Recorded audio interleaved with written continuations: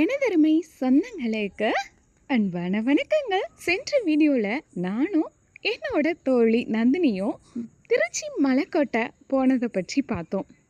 So அதை தொடர்ந்து அன்னைக்கு நைட்டு 11 மணிக்கு எங்களுக்கான பஸ் வந்துருச்சு.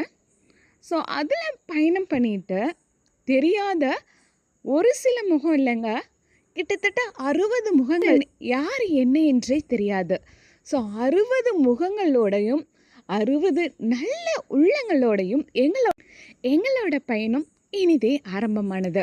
அதிகாலை 3 மணி அளவில் சேலம் முத்துமாலை முருகன் கோவில் வந்தோம். ஸோ அந்த 3 மணிக்கு எடுக்கப்பட்ட புகைப்படம் தான் இது.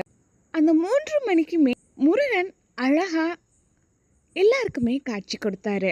அதை தொடர்ந்து கோவில் நடை திறப்பதற்கு 6 மணி அப்படின்னு சொல்லியிருந்தாங்க. நடை திறக்கிற வரைக்கும் நாங்களும் காத்து கொண்டே இருந்தோம். நடை திறந்ததும் அவ்வளோ கூட்டத்திலையும் முருகனை தரிசித்தே ஆக வேண்டும் அப்படின்னு சொல்லிட்டு உள்ளே போனோம். உள்ளே போக போக போக பார்த்தோன்னா குட்டி குட்டி முருகன் இருந்தார். அங்கங்கே குட்டி குட்டி முருகன். ஸோ முருகனை தரிசித்துட்டு நேராக போனோன்னா இருக்கிறதிலே மலேசியாவில் தான் பெரிய முருகன் சிலை இருக்குது அப்படின்னு சொல்லியிருந்தாங்க. ஆனால் அதை விட இப்போது சேலத்தில் இருக்கிற முருகன் தான் ரொம்பவே பெரிய முருகன் அப்படின்னு சொன்னாங்க. அந்த முருகனை தரிசிக்க எனக்கு இந்த தடவை ஒரு வாய்ப்பு கிடைச்சிது. முருகனை பக்கத்தில் போய் தரிசனம் பண்ணணுன்னா அதற்கு தனியாக 10 ரூபாய்க்கு டிக்கெட் இருக்குது அப்படின்னு சொல்லியிருந்தாங்க. இவ்வளோ தூரம் வந்துட்டோம், முருகனை பார்த்தாச்சு, பக்கத்தில் போயிட்டு தரிசனம் பண்ணணும் இல்லையா? ஸோ அதையே விடுவானே அப்படின்னு சொல்லிட்டு எல்லாருமே அந்த ஒரு ஸ்பெஷல் டிக்கெட்டும் எடுத்துகிட்டு உள்ளே போயிட்டோம். முருகனோட கால் பாதத்தை தொடுற அளவுக்கு அலோவ் பண்ணாங்க. ஸோ முருகனோட கால் பாதத்தை தொட்டு அவரை வணங்கி என்னோட வேண்டுதல் எல்லாமே அவரோட காலடியில் முருகா நீ தான் பார்த்துக்கணும் அப்படின்னு சொல்லிட்டு வந்துட்டேன். ஸோ அங்கேருந்து பார்த்தோன்னா பக்கத்தில் ஒரு கோவில் கோபுரம். ஸோ அந்த கோவில் கோபுரத்துக்கு பின்னாடியே பார்த்தோன்னா ஒரு பெரிய மலை. பொதுவாக குன்றுகள்லையும் மலைகள்லையும் தான் முருகன் இருப்பார். ஸோ அது மாதிரி தான் அவரோட உருவ சிலைக்கு பின்னாடி பார்த்தோன்னா பெரிய மலை. ஸோ அந்த மலையில் பார்த்தோன்னா அந்த முருகனோட அந்த அபிஷேகம் நடக்கும்போது அங்கே மயில்களோட சவுண்ட் அதிகமாக கேட்கும். மயில்களையும் நேரடியாக பார்க்கலாம் அப்படின்னு சொல்லியிருந்தாங்க. ஸோ அந்த மலையும் ஒரு ஃபோட்டோ எடுத்துகிட்டு அதை தொடர்ந்து முருகன் சிலைக்கு கொஞ்சம் அடிவாரத்துக்கு வந்தோம். ஸோ அங்கே பார்த்தோன்னா அழகான ஒரு ராஜ யோகத்தில் முருகன் காட்சி கொடுத்தாரு. ஸோ இங்கே என்ன ஃபேமஸ்னால் முருகனோட பாதத்தில் வச்சு முருகனோட அந்த வேல் எல்லாருக்குமே காணிக்கை, அதாவது யார் யாருக்கு வேணுமோ அவங்க காணிக்கை கொடுத்துட்டு வாங்கிக்கலாம் அப்படின்னு சொல்லியிருந்தாங்க. ஸோ அந்த வேல் தான் இங்கே ஃபேமஸ்ஸு. ஸோ இந்த முருகனையும் தரிசிச்சுட்டு அதுக்கப்புறம் பார்த்தோன்னா மணக்கோலத்தில் முருகனும் வள்ளி தெய்வனையோடு இருந்தார். ஸோ அவரையும் தரிசிச்சுட்டு எங்களோட முருகன் தரிசனத்தை முடிச்சுட்டு அடுத்ததான் நாங்கள் எங்கே போனோன்னா ஏற்காடு போனோம். ஏற்காடு நமக்கு ஊட்டி கொடைக்கானல்லாம் பார்த்தோன்னா சின்ன சின்ன ஒரு ஹேர்பேண்ட் பின்ட்டு தான் இருக்கும். அதாவது ரொம்பலாம் ஹேர்பேண்ட் வளைவு இருக்காது, சின்ன சின்னதாக இருக்கும். குறைஞ்ச அளவுக்கு பார்த்தோன்னா ஒரு 30 தான் இருக்கும்.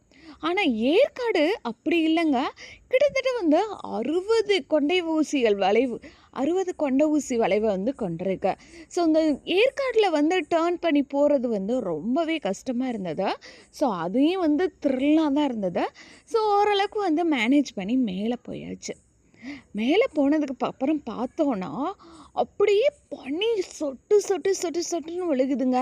ஸோ அதை தொடர்ந்து அப்போ தான் ஞாபகம் வந்துச்சு, ஏற்காடு போகிறோன்னு சொல்லியிருந்தாங்க, அதுக்கு ஸ்வெட்டரும் ஸ்கார்ப்பும் எடுக்காமல் போயிட்டோமே அப்படின்னு தான் எனக்கு தோணுச்சு. சரி, அதை விட இதுவும் கொஞ்சம் ஒரு என்ஜாய் தான் அப்படின்ட்டு அங்கே இருக்கிற சேவக பெருமாள் கோயிலுக்கு போகலான்னு போனாங்க. அது பார்த்தோன்னா அங்கே வீடியோ எதுவுமே அலோடு இல்லை அப்படின்னு போட்டிருந்தாங்க. சரி வீடியோ அலோவ்டு இல்ல. நம்ம எடுத்துருவோம் அப்படின்ட்டு வீடியோ யாருக்குமே தெரியாம நானும் வீடியோ எடுக்கலான்னு ட்ரை பண்ணுனேன். ஸோ அந்த அளவுக்கு ட்ரை பண்ணும்போது எனக்கு ரொம்பவே கிளியராவே கிடச்சிச்சு. என்னன்னா ஒரு மலை, அந்த மலைய வந்து கொடைஞ்சு அதுக்குள்ள வந்து சாமி வச்சு அபிஷேகம் பண்ணியிருந்தாங்க. ஸோ அந்த மலைக்குள்ள போம்போது பார்த்தோன்னா, குனிஞ்சுக்கிட்டு தாங்க போனோம். ஸோ ஒரே ஒரு லைட்டு தான் இருந்தது. அட்ஜஸ்ட் பண்ணி ஒரு ஒரு பக்கம் வந்து ஒரு 5 பேர் தான் போய் நின்னு சாமி கும்பிட முடியும். ஸோ அந்த 5 பேர் நின்னு சாமி கும்பிட்டுட்டு வெளியில வந்ததுக்கப்புறம் தான் அடுத்த 5 பேர் முடியும். அதுவே கீழ குனிஞ்சுக்கிட்டு தான் முடியும். வயசானவங்கலாம் போனாங்கன்னா வலிக்கிரும். ஸோ அந்த அளவுக்கு மழையும் வேற பெஞ்சுக்கிட்டே இருந்ததா.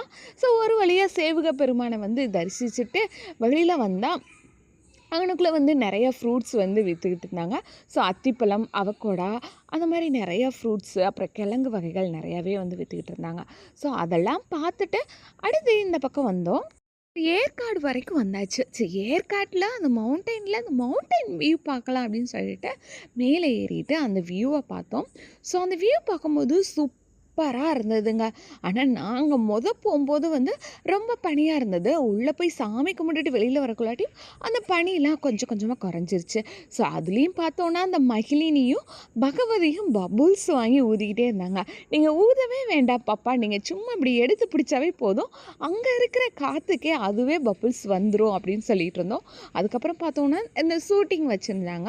ஸோ இதையும் பார்த்துட்டு அதுக்கப்புறம் வந்து எங்க போலாம் அப்படின்னு சொல்லி பார்க்கும்போது, அடுத்து வந்து ஒரு ராஜகாளியம்மன் கோயிலுக்கு போலாம் அப்படின்னு சொல்லியிருந்தாங்க. சரின்னு சொல்லிட்டு அங்க போயிட்டு நானும் வீடியோ எடுக்கலான்னு ட்ரை பண்ணேன். பட் ஆனா வந்து அங்க சுத்தியும் வந்து செக்யூரிட்டி இருந்தனால அந்த கோயில்ல வந்து வீடியோ வந்து அலோவ் பண்ணல. ஸோ என்னால அங்கேயும் எடுக்க முடியல. ஸோ ஏற்காட தொடர்ந்து அடுத்து ஒரு முக்கியமான ஃபேமஸான கோயிலு. இப்போ தான் இந்த கோயிலுக்கு நான் மொத போயிருக்கேன். அது மட்டும் இல்லாம இவ்ளோ பெரிய ஆச்சரியத்த வந்து நான் அங்க தாங்க பார்த்தேன். எங்கேயுமே பார்த்ததில்ல. ஸோ அது எங்க அப்படிங்கிறத வந்து அடுத்த வீடியோல பார்ப்போம். இந்த வீடியோ உங்களுக்கு பிடிச்சிருந்ததுன்னா லைக் பண்ணிக்கோங்க.